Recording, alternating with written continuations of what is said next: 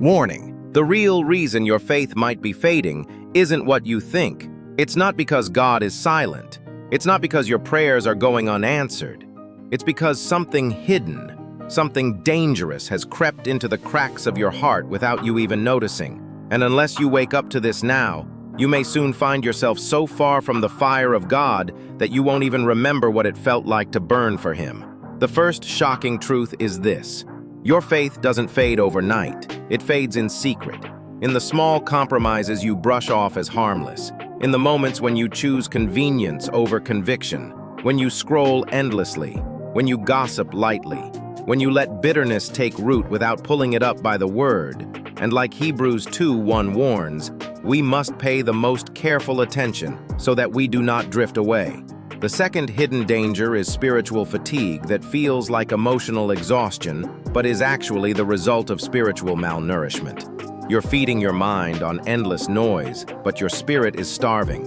And Jesus made it plain: man shall not live on bread alone, but on every word that proceeds from the mouth of God. Matthew 4 verse 4. And yet you find yourself feasting on social media, on entertainment, on distractions that are draining the life from your faith, drop by drop, hour by hour. The third terrifying reason your faith is fading is because the enemy doesn't attack your strengths. He exploits your hidden weaknesses, the areas you won't let God touch, the secret sin you keep justifying, the offense you refuse to forgive, the jealousy you call harmless comparison. And all the while, 1 Peter 5 verse 8 says the devil prowls around like a roaring lion, looking for someone to devour. And many don't even realize they've already been bitten. The fourth warning is this: you've stopped fighting. Somewhere along the line, you accepted the lie that struggling means failing, that temptation means defeat. But Ephesians 6 verse 13 tells you to put on the full armor of God and having done all to stand. Because sometimes standing is all you can do when the battle is fierce.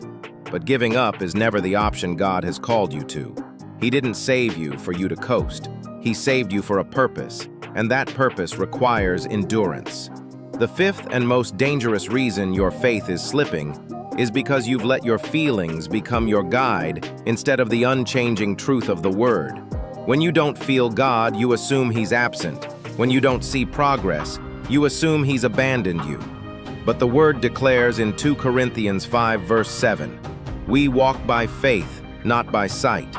And yet how often have you walked by emotions, by mood swings, by the highs and lows of your day instead of anchoring yourself in His promises? And here's the truth you need to hear right now. Faith isn't a feeling, it's a decision, a battle, a daily surrender.